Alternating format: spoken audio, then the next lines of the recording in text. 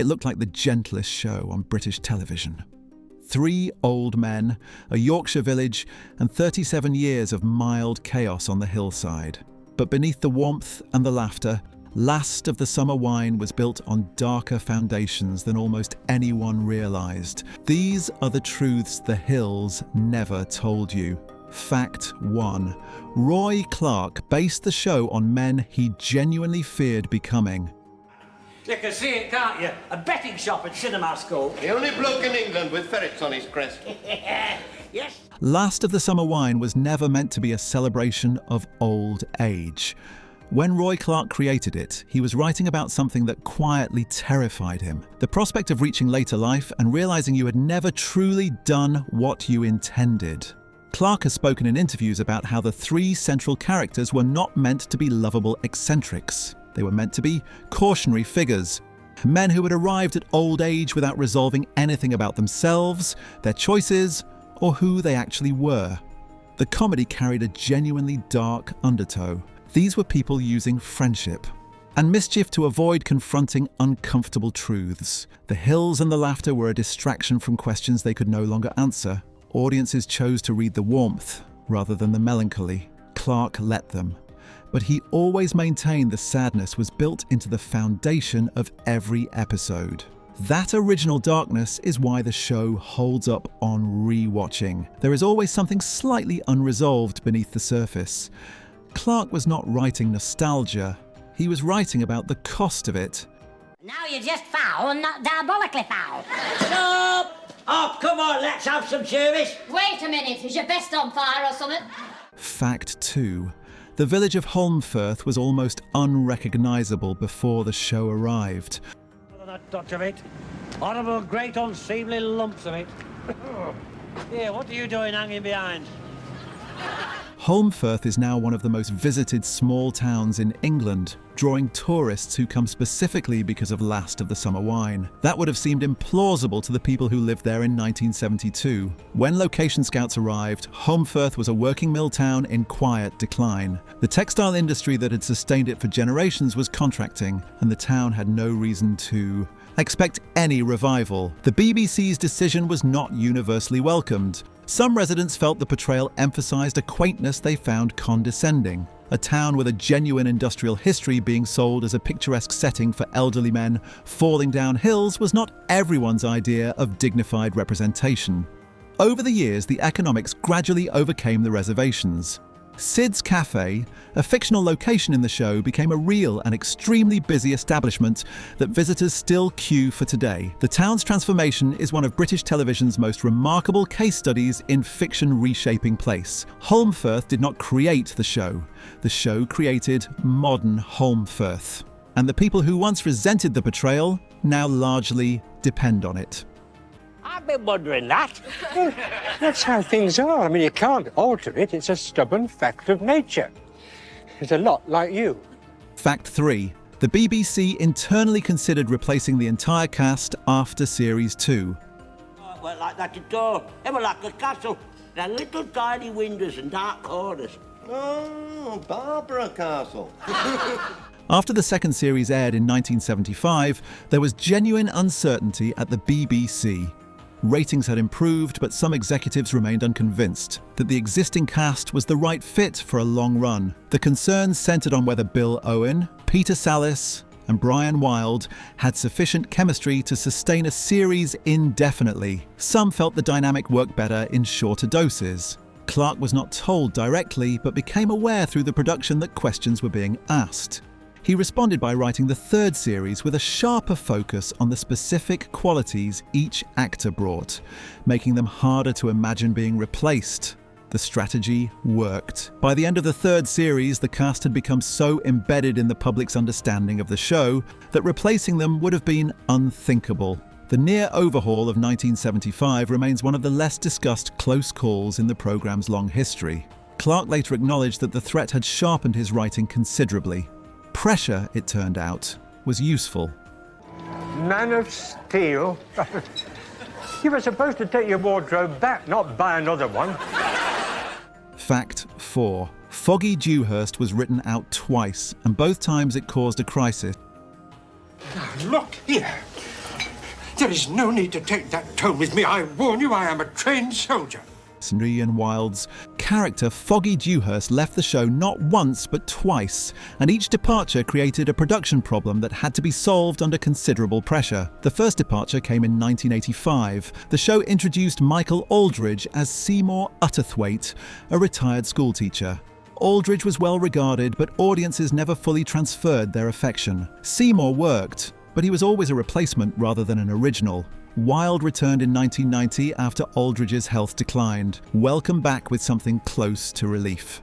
When Wilde finally departed for the last time in 1997, Frank Thornton took over as Truly Truelove, and audiences had by then accepted that the show could absorb change. What both departures revealed was how dependent the format was on a specific three-way dynamic. The show was not about characters in isolation. It was about the friction and warmth generated by three particular personalities in combination. Change one element, and you do not have a variation on the original. You have a different show wearing the same title. Have you seen... Oh, they've just gone. Oh, any idea where they might be? I should try Nora Batty's. Fact 5. Roy Clarke was writing 3 hit series simultaneously without telling the productions. You just keep repeating to yourself, I can do this. I can do this.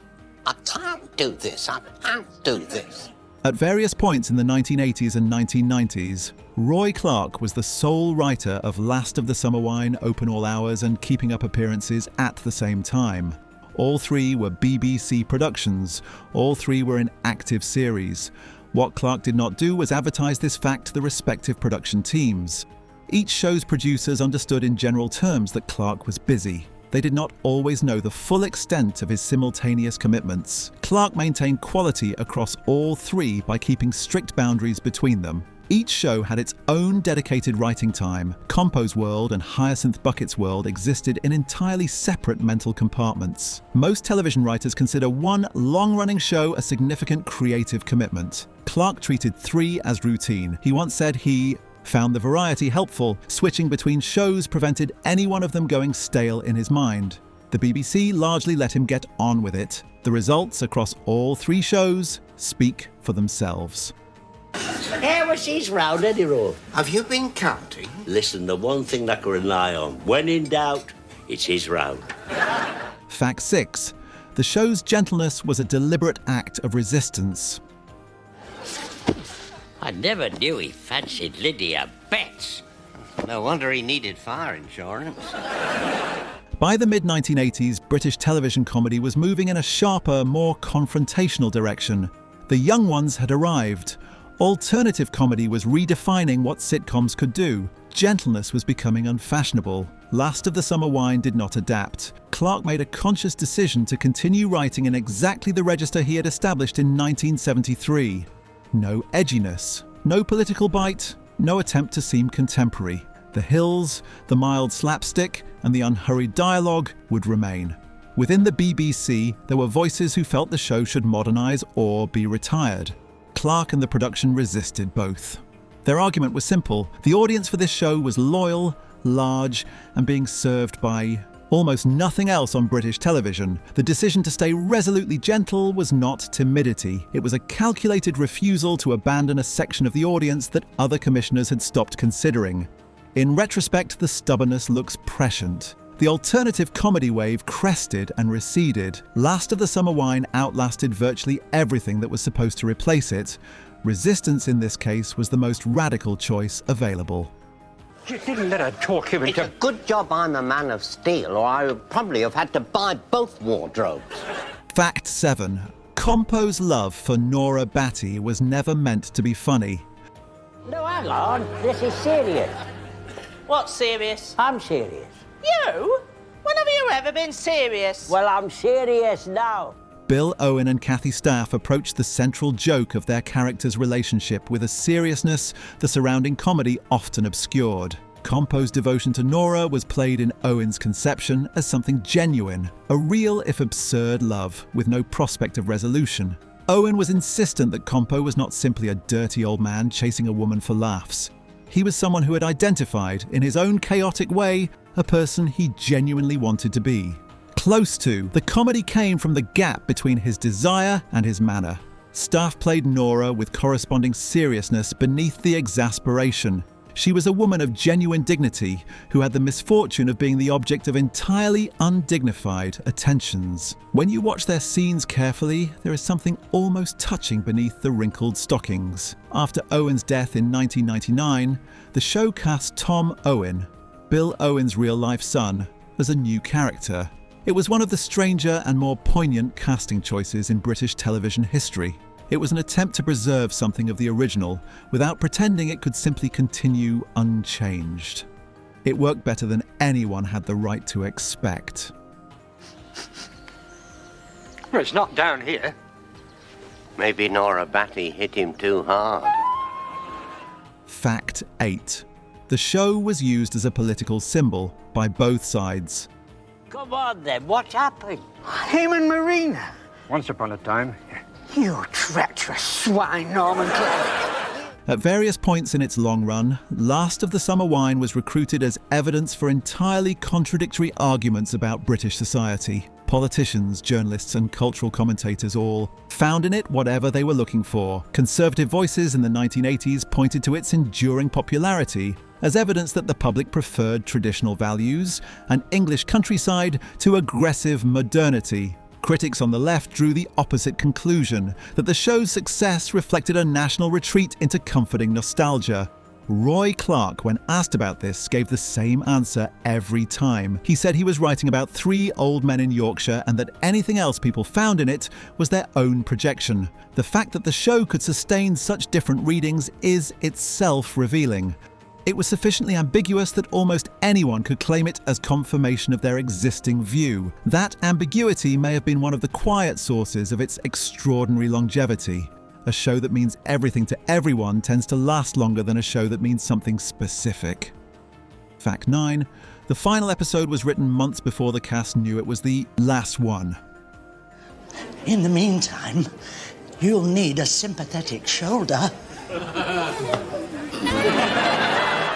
When the BBC decided to end Last of the Summer Wine after its 31st series in 2010, the communication with cast and crew was handled carefully, and some felt with considerable awkwardness. Clarke wrote the final episode knowing it was the last. Several of the production team knew, but the full cast were not informed until relatively late in the process, partly to keep the filming atmosphere consistent and partly because the BBC was still finalising its announcement. Some cast members later said they had sensed something was different about the final weeks without being able to identify exactly what. The atmosphere on set carries information even when it is not spoken.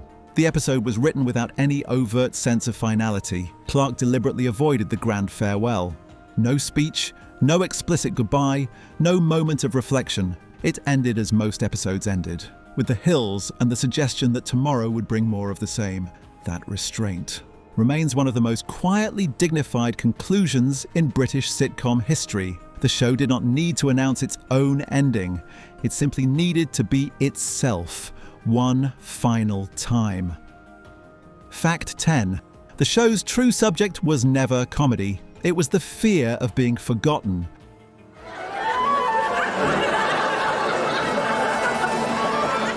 Whatever happened to Captain Catastrophe? Strip away the slapstick, the Yorkshire hills, and the runaway bathtubs, and Last of the Summer Wine is about a very specific anxiety. The fear of reaching the end of your life and finding it has left no mark on the world. Clarke's 3 central characters exist in the eyes of the society around them as people whose active lives are over. They are past the age at which anyone expects anything from them. Their response, the mischief, the schemes, the refusal to sit quietly, is a sustained act of defiance. Every time Compo hurled himself down a hill in a tin bath, he was asserting in the most ridiculous way possible that he was still here, still capable of causing chaos, still capable of making someone laugh or shout or shake their head. The reason millions watched week after week and decade after decade was not primarily because elderly men falling over is funny. It was because they recognized something true in the determination not to disappear quietly. The show ran for 37 years, and its subject, underneath all the warmth and laughter, was always the same: Some people refuse to be forgotten, and sometimes, against all reasonable expectation, it works. Last of the Summer Wine was never just a sitcom. It was 37 years of quiet defiance. 3 old men refusing to sit down and stop causing trouble. And now you know what was really going on behind those hills. If this one got you thinking, hit subscribe, leave a comment below, and I will see you in the next one.